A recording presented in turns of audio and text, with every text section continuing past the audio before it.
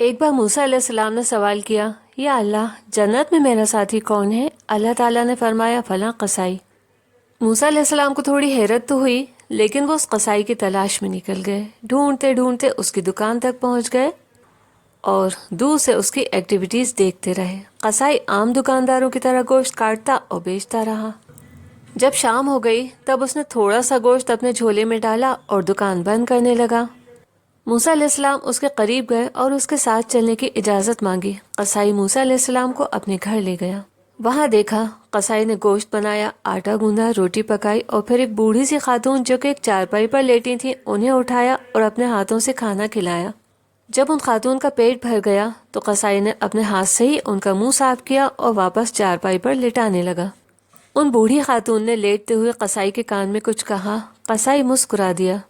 موسیٰ علیہ السلام جو کہ تھوڑی دوری پر تھے انہیں سنائی نہیں دیا کہ ان خاتون نے قصائی کے کان میں کیا کہا۔ جب قصائی موسیٰ علیہ السلام کے پاس آئے تو موسیٰ علیہ السلام نے پوچھا، یہ کون ہے اور تم سے کیا کہہ رہی تھیں؟ قصائی جو کہ اب تک موسیٰ علیہ السلام کو پہچانا نہیں تھا مسکرانے لگا اور بولا، کیا بتاؤں، یہ میری ماں ہیں۔ میں جب بھی ان کی خدمت کرتا ہوں یہ دعا دیتی ہیں، اللہ تمہیں جنت میں موسیٰ کا ساتھی بنائے۔ اب بتائیے، موسیٰ علیہ السلام تو اتنے بڑے نبی ہیں، کہاں میں، کہاں موسیٰ علیہ السلام؟ میں تو ایک غریب قصائی ہوں، بھلا میری ماں کی یہ دعا کیسے قبول ہو سکتی ہے؟ موسیٰ علیہ السلام نے فرمایا، تمہاری ماں کی دعا قبول ہو چکی ہے۔ ایک واقعہ اسی دور کا ہے۔ مکہ میں ایک شرارتی بچہ رہتا تھا۔ ایک بار وہ اپنی ماں کے ساتھ مطاف میں بیٹھا تھا، اچانک اسے شرارت سوجھی اور وہ کسی عورت کا سامان اٹھا کر بھاگا۔ ماں کو غصہ بھی آیا اور شرمندگی بھی ہوئی۔ ماں بچے کے پیچھے پیچھے بھاگی لیکن وہ بچے کو پکڑ نہیں پا رہی تھی۔ غصے میں چلائیں، اللہ تجھے!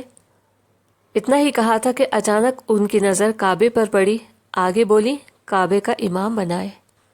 اس شرارتی بچے کو آج دنیا امام حرم جناب عبد الرحمن سدیس صاحب کے نام سے جانتی ہے۔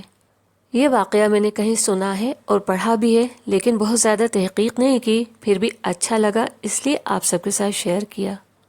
غرض یہ کہ ماں کی دعا بچے کے حق میں خالی ہی نہیں جاتی، یوں بھی دعا سب کی ہی قبول ہوتی ہے، بس اثر الگ الگ انداز میں ہوتا ہے۔ کبھی جو مانگو وہ فوراً حاصل ہو جاتا ہے، کبھی دعا کے بدلے کوئی مصیبت ٹال دی جاتی ہے، تو کبھی کوئی بندہ مانگتا دنیا کے لیے ہے لیکن اس کا بدلہ آخرت کے لیے جمع ہو جاتا ہے۔ آج کل بچے تو پھر بھی مگن ہیں، اسکولوں کی چھٹی ہے اور پڑھائی کے بہانے موبائل ان کے ہاتھ میں، اس سے زیادہ اور کیا چاہیے؟ لیکن ماں باپ کی نیندیں اڑی ہوئی ہیں۔ ماں باپ کے لیے وقت بہت بھاری ہے، ایک انجانے سے ڈر نے گھیر رکھا ہے۔ کہیں مجھے کچھ ہو گیا تو بچوں کا کیا ہوگا؟ کہیں ڈر ہے کہ بچوں کو یہ وبا نہ گھیر لے۔ اب ان کی پڑھائی کا کیا ہوگا؟ اب جاب کے لیے کیا کریں؟ اب تو فورن سے بھی لوگوں کو لوٹایا جا رہا ہے۔ شادی بھی ہوگی تو اس ماحول میں ارمانوں کا کیا ہوگا؟ ان سارے ٹینشنز کی اصل وجہ یہ ہے کہ ہر کسی نے اپنے بچوں کی کامیابی اچھی دنیاوی تعلیم، اچھی جاب اور اچھے کاروبار میں سمجھی تھی۔ بچوں کا کیریئر چنا تھا، کہیں رشتہ داروں کے بچوں کو دیکھ کر تو کہیں نیٹ میں سرچ کر کے۔ گوگل سب کچھ دے سکتا ہے، سارے راستے بتا سکتا ہے، لیکن گوگل کے پاس جذبات نہیں ہوتے، وہ محبت اور دعا نہیں دے سکتا۔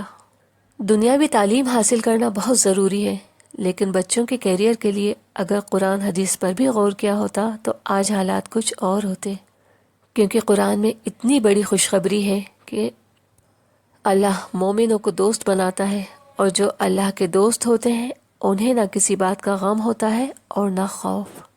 سبھی ماں باپ یہی چاہتے ہیں نا کہ ان کے بچوں کو کبھی کوئی غم ہی نہ ہو۔ اگر قرآن کی ان آیات پر غور کیا ہوتا تو آج ہر کوئی اپنے بچوں کو ڈاکٹر، انجینئر، آفیسر، بڑا بزنس مین یا بہت بڑا آرٹسٹ بنانے سے پہلے مومن بنانا چاہتا۔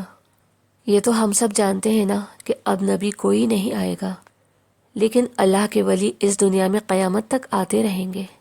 جن پیرنٹس نے ساری دنیا کو سمیٹ کر اپنے بچوں کے قدموں میں ڈالنے کا خواب دیکھا تھا، ان کی بات الگ ہے۔ جو لوگ اپنے بچوں کو حافظ یا عالم بنانا چاہتے ہیں وہ بھی خوب سمجھ لیں، یہ آخرت کی تیاری کی انتہا نہیں ہے۔ اللہ سے دوستی سب سے اوپر ہے۔ یوں بھی قرآن کو رٹ لینے سے یا ڈگری لینے سے بات نہیں بنتی، ایک ایک لفظ سمجھنا اور عمل میں لانا ضروری ہے، ورنہ ہم سب جانتے ہیں نا کہ جہنم میں سب سے پہلے کون جائے گا۔ یہ تو ہر کوئی چاہتا ہے کہ اس کے بچوں کو اچھی صحبت، اچھی سنگت ملے، اس کے دوست اچھے ہوں، تو کیا رب سے بڑھ کر بھی کوئی اچھا دوست ہو سکتا ہے؟ تو بچوں کے فیوچر کے لیے پریشان ہونے سے بہتر ہے کہ ان کے لیے دعا کریں کہ رب انہیں اپنا دوست بنا لے۔ دعا مانگتے وقت ہمیشہ یہ خیال رکھیں کہ ہم مانگ اس سے رہیں جس کے پاس ناممکن لفظ ہی نہیں ہے، وہ ہر چیز پر قادر ہے۔ جب اللہ کے سامنے ہاتھ پھیلائے ہیں تو شرمانا کیا، دعا میں کفایت سے بھی کیا کام لینا۔ اللہ کے خزانے میں کمی کہاں ہے جو ہم شرما شرما کر مانگے۔